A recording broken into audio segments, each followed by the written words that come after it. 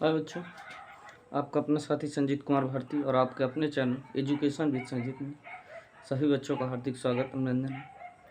तो आज आइए हम शुरुआत करते हैं कक्षा 12 की फिजिक्स, जो भी आपका पीछे छूटा हुआ है उसके बारे में। अगर आप नए हैं तो सबसे पहले हमारे इस चैनल को सब्सक्राइब करें और शेयर करें। तो चलिए शुरुआत करते हैं आज की क्लास। आशा करते हैं आप लोग जैसे भी होंगे अच्छे होंगे, जहाँ भी होंगे स्वस्थ होंगे। तो आइए चलते हैं अपने टॉपिक की ओर, ज़्यादा बात न करते हुए।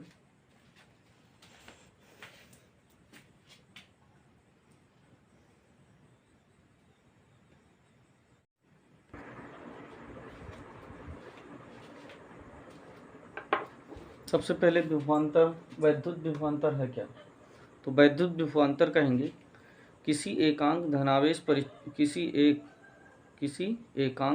आवेश को किसी एक बिंदु से दूसरे बिंदु तक ले जाने में किया गया कार्य ही उन बिंदुओं के बीच का विभवांतर कहलाता है।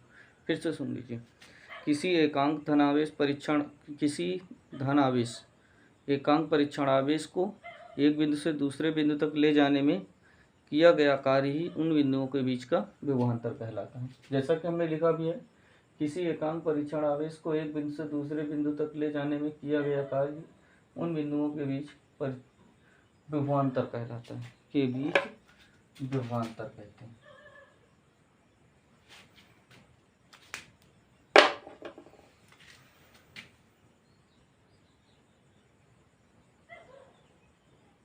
विभवांतर कहते हैं। यदि बी से ए की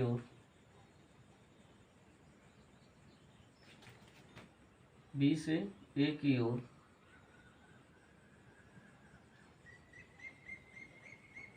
परीक्षण आवेश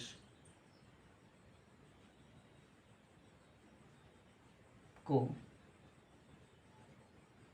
ले गया हो तो किया गया कार्य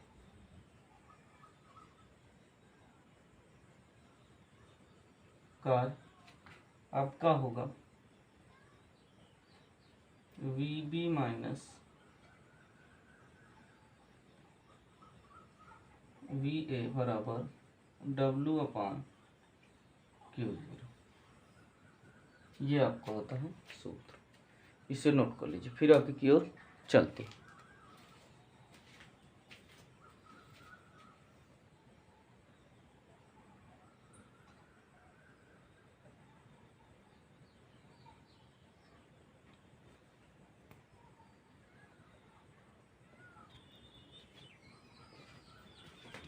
हमारे बच्चों, यदि हम बात करें वैद्युत विभवांतर के मात्रक और बीमा की, तो सबसे पहले हम इसका मात्रक ज्ञात करते हैं। क्या ज्ञात करते हैं? मात्रक। तो चलिए देखते हैं। बहुत ही आसान। यहाँ लिखेंगे वैद्युत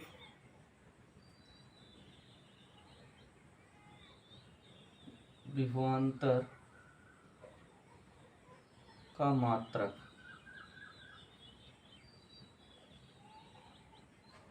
होता है जूल बटे कूलम।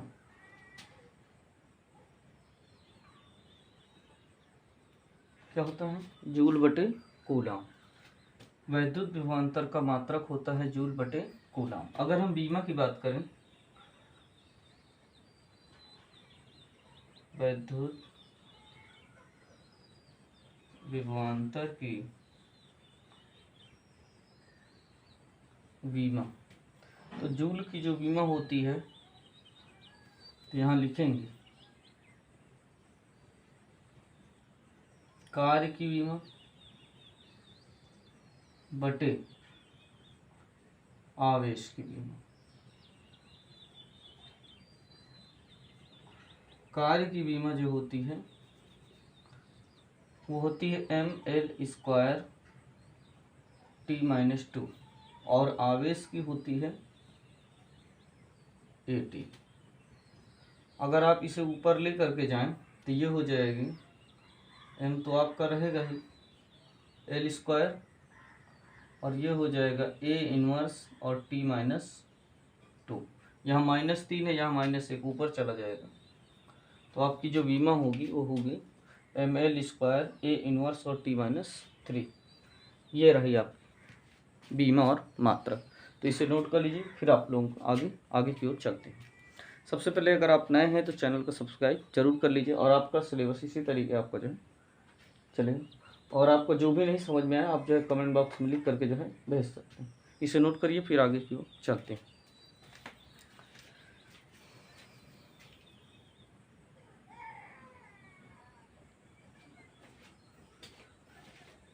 हाय दोस्तों, ये पेपर में बहुत ज़्यादा पूछा जाता है, तो आप लोगों के लिए लेकर के आए जो बेहद इंपॉर्टेंट और महत्वपूर्ण है। तो इसलिए ध्यानपूर्वक देखिए। जैसे आपका दिया है वैद्युत द्विध्रुव के कारण वैद्युत विभव, तो एक होती है अच्छी स्थिति और दूसरी होती है निरक्षी स्थिति। तो आप लोगों को अभी स्थिति में जो है अच्छी स्थिति के विषय में बताते हैं। तो अच्छी स्थिति में क्या होता है कि वैद्युत द्विध्रुव जो है AB है, और AB के कुछ दूरी पर ही बिंदु P स्थित होता है। जो मध्य बिंदु वैद्युत द्विध्रुव के मध्य बिंदु R दूरी से बिंदु P पर वैद्युत विभव की क्या करना है, गणना करना है। A से अगर दूरी लेते हैं, मतलब -q आवेश से दूरी लेते हैं P की, तो R+L होगी, और +q आवेश से दूरी लेते हैं P की, तो R-L होगी। तो इस प्रकार से चलिए शुरुआत करते हैं। यहाँ पास पहले लिखेंगे डिफिनेशन, लिखेंगे माना AB एक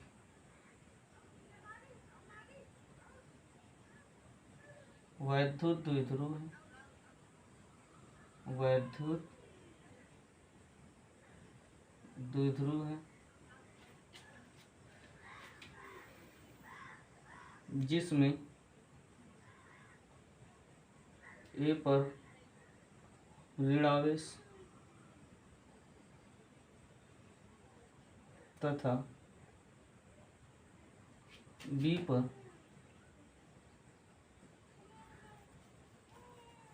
धन आवेश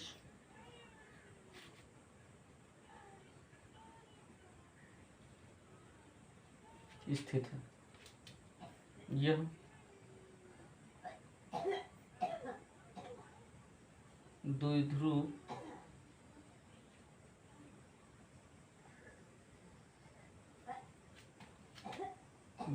के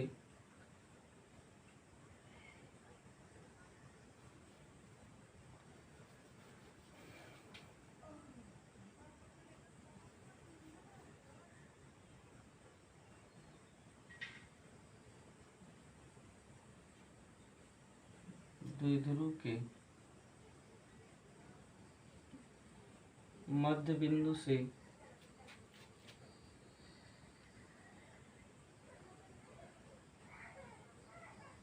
P की दूरी R, -q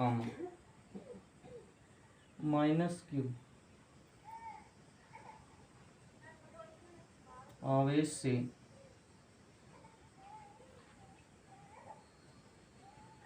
बिंदु की दूरी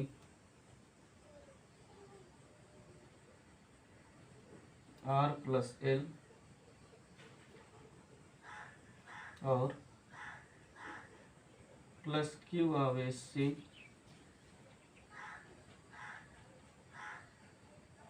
बिंदु की दूरी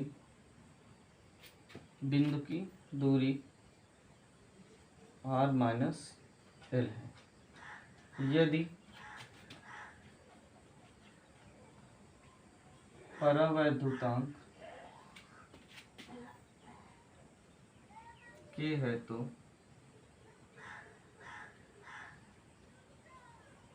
बिंदु P पर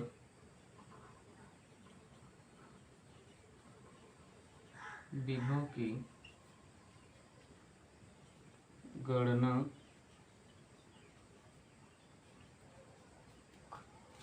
करनी है। तो इस प्रकार से इसे जो है नोट करिए, फिर आगे की ओर चलते हैं। हमें गणना कहाँ करनी है, बिंदु P पर विभव की क्या करनी है, गणना करनी है। अब हम इसे मेट सकते हैं ऊपर।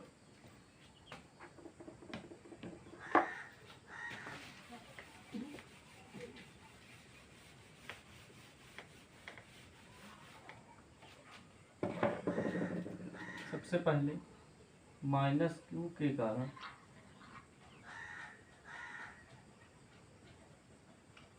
बिंदु P पर विभव। तो V1 बराबर 1/4 epsilon Q/R plus L plus Q के कारण बिंदु P पर विभव। तो वो होगा V2 बराबर 1/4 एप्सिलॉन के Q/R माइनस L। समीकरण 2 यहाँ लिखेंगे।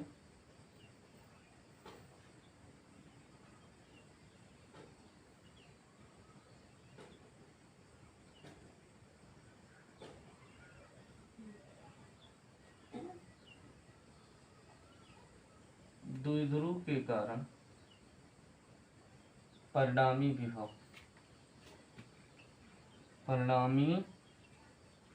विभव, इसे मेड़ देते हैं।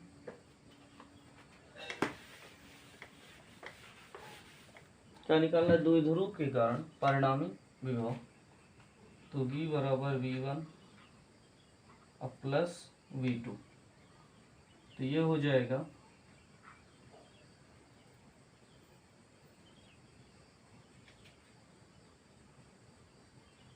1/4 एप्सिलॉन के Q/R माइनस L, फिर 1/4 एप्सिलॉन के माइनस Q/R प्लस L।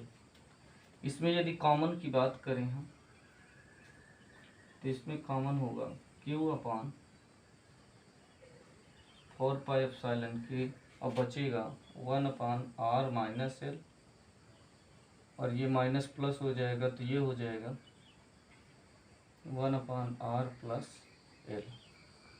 इन दोनों में यदि हम बात करें एलसीएम की तो 4 एप्सिलॉन के एलसीएम आएगा R माइनस L और R प्लस L।